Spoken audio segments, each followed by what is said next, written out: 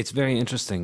The issue, I mean, the way that you do this is extremely interesting. That you're out there, you're not putting your credentials out there and telling people, "Hey, I have these degrees or these publications in these journals, and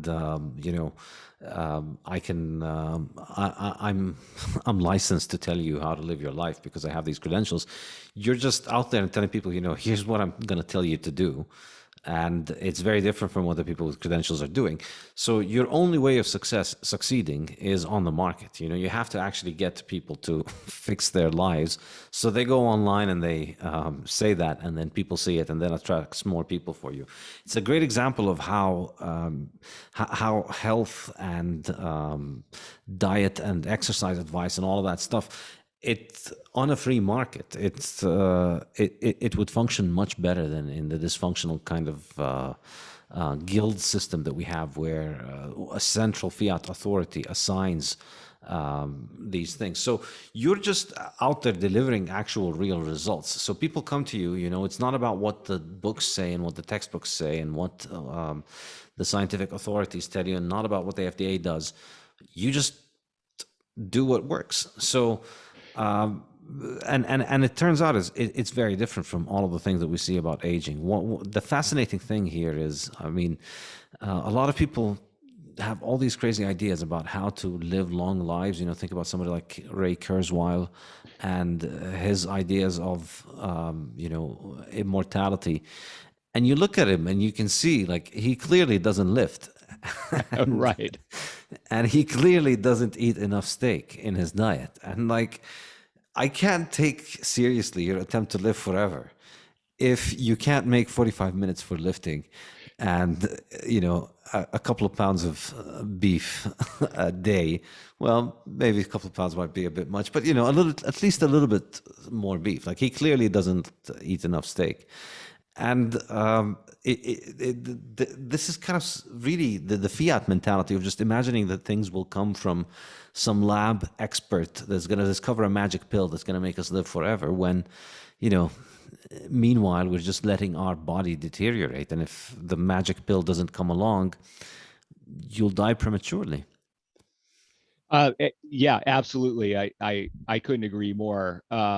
There is there's a certain amount of ideology in the anti-aging area.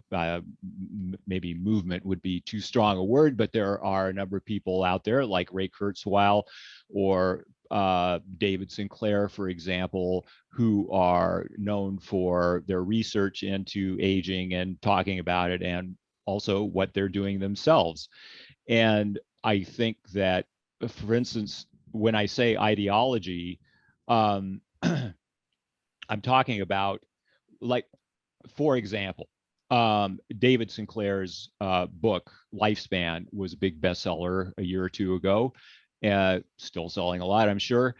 And he's very well known. And he devoted really a lot of his book to talking about the environment, to talking about all kinds of, what we would think of as basically, liberal issues that really don't have a lot to do with aging. So, in thinking about how that goes together, um, well, it may or may not go together. But the fact is, as far as it concerns aging itself, I think that many of these people get on the wrong foot because of it. For example, David Sinclair, he advocates, you know, pretty much plant-based eating. I don't think he's gone completely vegan, and I don't know that he necessarily advocates that. And I believe Ray Kurzweil is quite similar in that area. And I think that is mistaken. They are using, for example, I have seen Sinclair linked to some research that supports his idea of plant-based eating, and it is all based on the same incredibly weak nutritional epidemiology that got us the dietary guidelines and got us where we are in the first place with record levels of obesity and so on. And he seems to take all this at face value without looking at what goes into nutritional epidemiology, such as, you know, so-called validated dietary questionnaires, which have been shown to be basically worthless. And so, there's this whole thing as regards to the experts. Some of my more, let's say, frank and open friends on Twitter like to say, well, if you go to your doctor and you see that he's overweight, well, like, why would you listen to him? He's either, the doctors themselves, you wouldn't think they lacked anything in willpower or discipline, right? They work hard to get through university, to get through medical school, to get through their internship and all this, and then they work hard on the job 50 hours a week or whatever.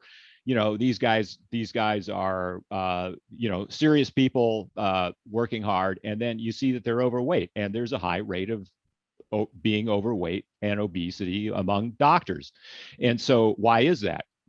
Well, maybe they have bad information. They don't know how themselves to stay in shape, because if they wanted to, you would think they would. So then these same doctors are giving advice to their patients about how to stay in shape. So yeah, the experts. I mean, I recently, just the other day, I saw a comment on Twitter.